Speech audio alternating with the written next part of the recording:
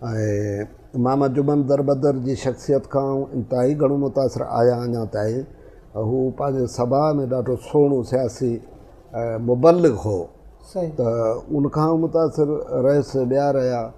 ऐं पोइ 98 में मूं जेको आहे सो मुलाक़ात इतफ़ाक़नि मुंहिंजी पलेजा साहिब सां थी। ऐं मुलाक़ातूं त अॻे हुयूं 92 खां वठी पलेजा साहिब सां मुंहिंजूं मुलाक़ातूं हुयूं, पर पोइ 98 खां जी मूं जीअं सिंध तहरीक छॾी मूं रिज़ाइन कयो। उन जा सबब मुख़्तलिफ़ हुआ। पोइ पलेजा साहिब खे जॾहिं मूं जॉइन कयो 1999 में 1999 में त पोइ मुंहिंजो घणो अरसो 2000 खां पोइ आउं हलियो वियुसि हैदराबाद। ऐं माहवार तहरीक रिसालो हूंदो अवामी तहरीक जो, उनजो बहैसियत एडिटर ऐं 3 साल उते रहियुसि। ऐं उहो ज़मानो उहे 3 साल मुंहिंजा अवाइल ई हुआ जेके पलेजा साहिब जे घणो क़रीब गुज़रिया, वेझो गुज़रिया। छो त हिकिड़े रिसाले खे एडिट करण जे लाइ मूंखे रिपोर्टिंग बि करणी पवंदी हुई, स्टाफ घणो न हूंदो हो। पोइ मुंहिंजो घणो वक़्तु पलेजा साहिब सां गॾु सफ़र में गुज़रंदो हो ऐं मुख़्तलिफ़ सियासतदाननि सां मुलाक़ातुनि में वेंदो त गॾु हूंदा हुआसीं। ऐं घरु हूंदो हो त बि ऑफिस तां घुराए वठंदो त पोइ उते बि हूंदा हुआसीं। हिकिड़ी बेइंतिहा सहर अंगेज़ शख़्सियत जेका मूं पंहिंजी ज़िंदगी में ॾिठी ऐं जंहिंजी छाप, जंहिंजो असरु मूं ते एॾो गहरो थियो, उहो मुंहिंजी ख़्वाहिश आहे त उहो मरण घड़ी ताईं क़ाइमु रहे। ऐं उमेदु करे सघिजे थी, माण्हू खरे जी मुंदि कोन्हे, पर वरी बि हिकिड़ी तमन्ना आहे त अहिड़ी शख़्सियत मूं ॾिठी पंहिंजे अखियुनि सां जेका रुॻो तसवर ई करे सघिजे थो त माण्हू को अहिड़ो बि हूंदो छा।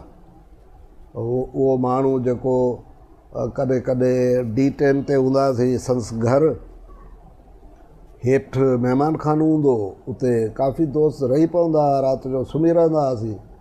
राति जो 2-2:30 वॻे अची पाण बीह रहंदो मथां। सो बाबा छा हलनि उथो। पलेजा साहिब जी निंड हूंदी किस्तनि में। सो केॾीमहिल अधु कलाकु सुतो, केॾीमहिल 2 कलाक सुतो, वरी उथियो, वरी जाॻियो, किताब पे पढ़ंदो, वरी चवंदो हाणे गीत ॿुधायो, ॿियनि खे चवंदो शाइरियूं ॿुधायो, ॿियनि खे चवंदो मुल्की सूरत हाल कीअं आहे। हिकिड़े दफ़े पुछियोसीं त भला ही तव्हां जेको ही छापामार कार्रवाई था करियो त तव्हां आराम कयो न, तव्हांजी सिहत ख़राब थी थिए। सो चवंदो त सिंध जा सूर जेॾीमहिल जाॻनि था त पोइ मूंखे सुम्हणु नथो अचे, पोइ आउं उथी थो वञा। पोइ लिखंदो वेठो, ईंदो हो त संगत सॼी खे उथारियो वेठो हूंदो, चवंदो फलाणी शइ लिखी ॾियो, फलाणी। यानी उहो सफ़र में हुजे, घर हुजे, जेल में हुजे। मुंहिंजी यादाश्त में पलेजा साहिब हिकु दफ़ो जेल वियो, सेंट्रल जेल, जॾहिं मुशरफ जो दौरो ब्रिटिश शाह खां 2001 में लॉन्ग मार्च शुरू थी, मटियारी मां गिरफ़्तार थियो ऐं पोइ चाचो शाहनवाज़ जोड़े जो ऐं ॿिया दोस्त उन्हनि सां गॾु जेल हलियो वियो। त जेको पलेजा साहिब जेल में हुजे, घर हुजे, सफ़र में हुजे, जेको मूं उन माण्हू खे ॾिठो सो मूंखे लॻंदो हुयो त कॾहिं कॾहिं माण्हू इमेजिन करे सघंदो हुयो त यार माण्हू अहिड़ो हुजणु खपे। माण्हू जेको आइडियल हुजे न माण्हू, उहा माण्हू अहिड़ो हुजणु खपे। सो इमेजिनेशन जी हद ताईं त करे सघिजे थो, तसवर करे सघिजे थो त माण्हू अहिड़ो हुजणु खपे, पर उहो जे अखियुनि सां ॾिसिजे त उहो त ॻाल्हि ॿी आहे। मुजस्सिम शिकिल में को माण्हू, मूं को सियासी अॻुवान जेकॾहिं मूं ॾिठो, जेके आउं चवां त हुनजो